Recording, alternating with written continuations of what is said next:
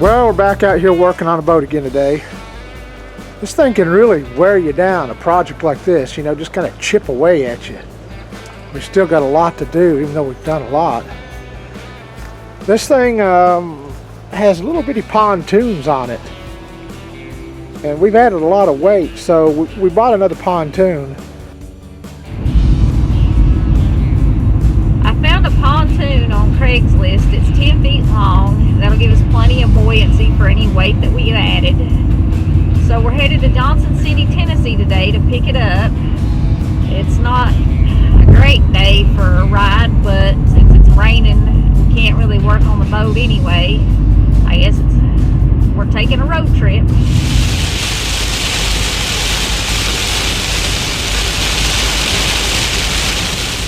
Well, on the way home from getting our pontoon, we stopped at Chick-fil-A to get lunch because in today's hostile society, we feel that it's important as Christians that we support Christian businesses. And I want to encourage all you out there to shop at the Hobby Lobby and eat at the Chick-fil-A because they are the two most outspoken Christian businesses in this country right now.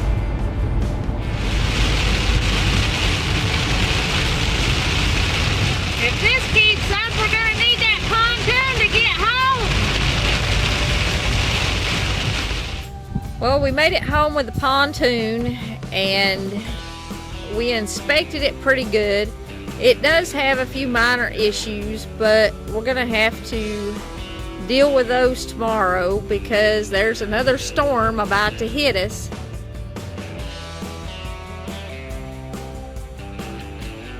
It looks really good, except the top of this thing. I don't know who welded this, but these are the sorriest welds I've ever seen in my life. And I can, you know, MIG weld, stick weld, oxygen acetylene, braze, solder, all that stuff. I'm not much of a TIG welder, but I believe I can TIG weld better than this. So, even though it's on the top and probably would never get water in it, we're going to grind them welds and weld them back. This part of the transom where the motor mounts, we're not going to use that. We're actually going to put a plastic bag in that hole and then fill the plastic bag full of expandable foam. And I don't know if that'll give us any more buoyancy or not, but a 55-gallon drum has 440 pounds of buoyancy. And this thing looks like it would be maybe 1.5 barrels. Maybe 2. I don't know. Yeah, maybe 2. So we're gonna gain quite a bit of buoyancy, and our boat won't sit so low in the water.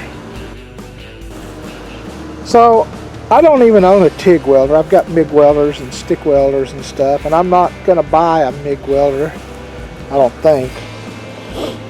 But Harbor Freight sells welding rods that you can use with matte gas, propane, oxygen acetylene, and supposedly they'll weld up this aluminum. I've watched quite a few videos on YouTube. I'm going to give them a try. I think it's like they're 16 bucks for 8. The guy that we bought this from said it had just a little bitty leak at the drain hole, the drain plug. Well, you can see some moron has tried to seal this with silicone caulking, and I mean it's like a 1/2 inch thick in places. You know, that's simply not going to work. So all of that has to come off. I think if we can't do what we want to do with it, clean up the welds and seal it up, we'll take it to a welding shop and let them do it. And we're just gonna mount it right up under the boat in the middle. Since this is a 20-foot boat and that's a 10-foot pontoon.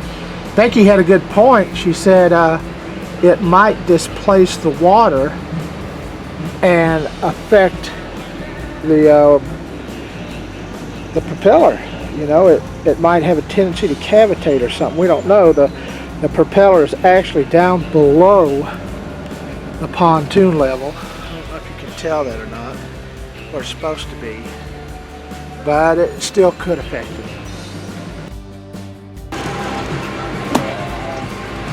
Well, meanwhile, Becky's inside the boat, finishing up the windows. She's having to trim them out and put the rest of the snaps on. I think I mentioned this before. I really love these windows because they're lightweight, cheap, and really clear.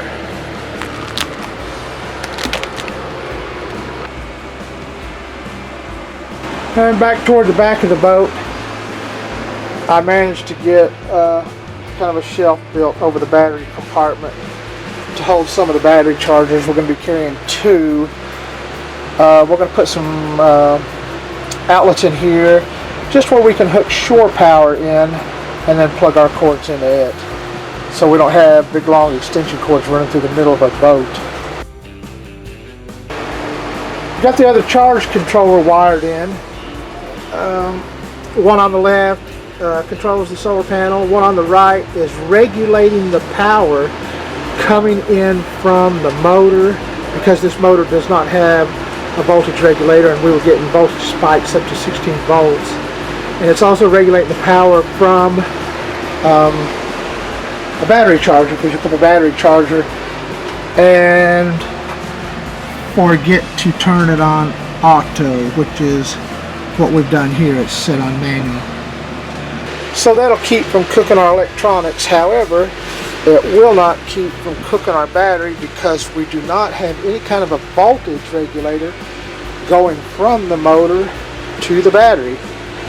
And to put a charge controller in there between them, I don't believe it would work, because the cable is just too heavy going from a battery to a motor to start it. I don't believe it would handle the amperage. One of our subscribers asked about bug control. We will definitely have screens because I'm allergic to everything that bites and stings, and the thoughts of laying at night and sleeping with mosquitoes eating my face off is not very appealing. The screens will go in just like the windows did, only they'll go on the inside, and under here I'll have 2 layers mounted. One will be the screen and the other one will be a privacy blind or curtain, shade, whatever you want to call it, that'll roll up the same way the windows do. And the screens and the curtains, you'll be able to roll them up separate. So at night we can let the curtains down and people can't look in and see us sleeping. I've got to put some navigation lights out here and some cleats, eye bolts, stuff like that. So this is going to take the rest of the day. I thought I was going to get to work on the pontoon today, but I didn't. It's still laying in the yard. I did manage to get the cleats put on though. And me and Becky got the rest of the porch posts up. A little bit of rail in between them, that's all it's going to get. And got the navigation lights put up on the posts, both sides. We put them up high this time because they were filling with water when they were down on the deck, and shortened out the whole system. And Becky got the rest of the snaps put on the windows. So thanks for joining us again. Please click like and subscribe.